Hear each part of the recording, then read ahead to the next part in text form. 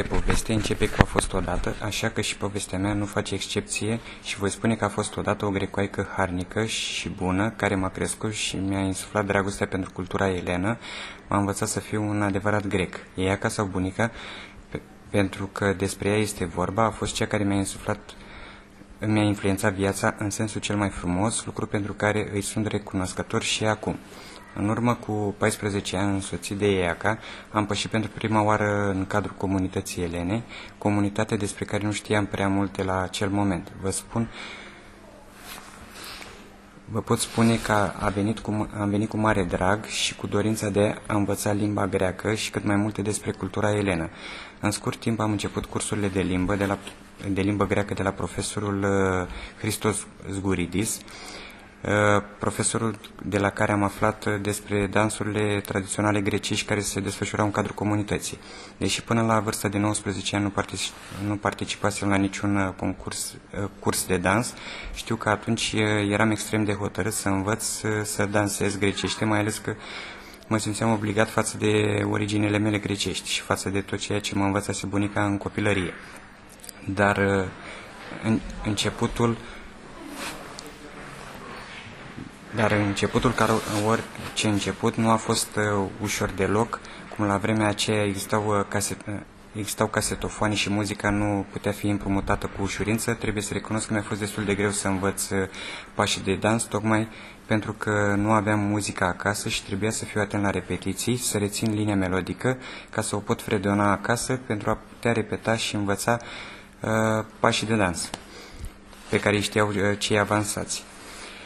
Nu a fost greu, dar odată cu trecerea timpului mi-a venit din ce în ce mai ușor. Iar după 10 ani de dansuri, președintele comunității Haralambi Caravia mi-a propus să fac o oră de dansuri grecești cu un grup de tineri din cadrul școlii Nikos Kazantzakis. Trebuie să recunosc că propunerea făcută m-a surprins, dar m-a surprins plăcut, dar mi-am învins emoțiile și săptămâna următoare am început cursurile. Deși elevii erau destul de micuți, majoritatea aveau 8-9 ani, emoțiile erau uriașe, tocmai pentru că era prima dată când mi s-a atribuit rolul de instructor.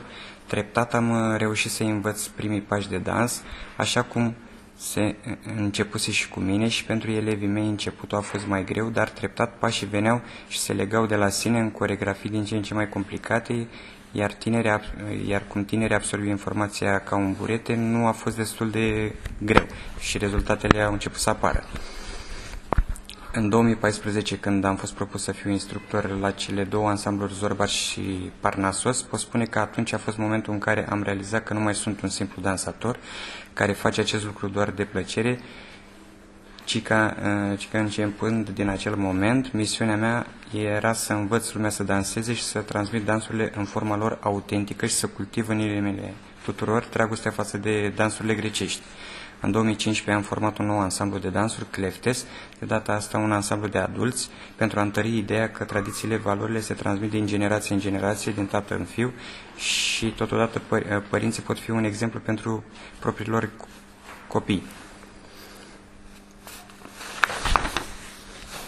Timpul a trecut în cel mai frumos mod cu putință, fiind martorul unor schimbări în viața mea de dansator și instructor. Am lucrat cu mai multe grupe de copii, adolescenți, adulți și am avut marea ocazie de a învăța de la câte ceva de la fiecare categorie de vârstă. Copiii m-au ajutat să păstrez energia, tonusul ridicat, zâmbetul pe buze tot timpul. Ei sunt sinceri și uneori pot fi niște critici de temut. Tocmai de aceea pot spune cu mâna pe inimă că lucru cu ei este o adevărată provocare. Tinerii mi-au dat entuziasmul și forța specifică vârstei lor, în timp ce la adulți am furat înțelepciunea și iscusința de a face lucrurile să meargă. Ceea ce îi caracterizează pe toți elevii a fost aceea dorință puternică de a obține succesul și maestria în dans. Dar povestea nu se oprește aici, iar din luna decembrie conduc ansamblul de dansuri grecești Pandora, cu ajutorul căreia îmi doresc să așez Brăila pe harta elenismului internațional. Mă bucur să văd că din ce în ce mai mulți oameni vin cu entuziasm către dansul grecesc, fie ca să-l admire, fie ca să-l învețe să-l danseze. Chiar Dacă activitatea mea în cadrul comunității a ajuns la final, inima de grec și sufletul de român mă îndeamnă să merg mai departe în această călătorie, al cărei punct final îmi doresc să fie cât mai aproape de perfecțiune în ceea ce privește dansul.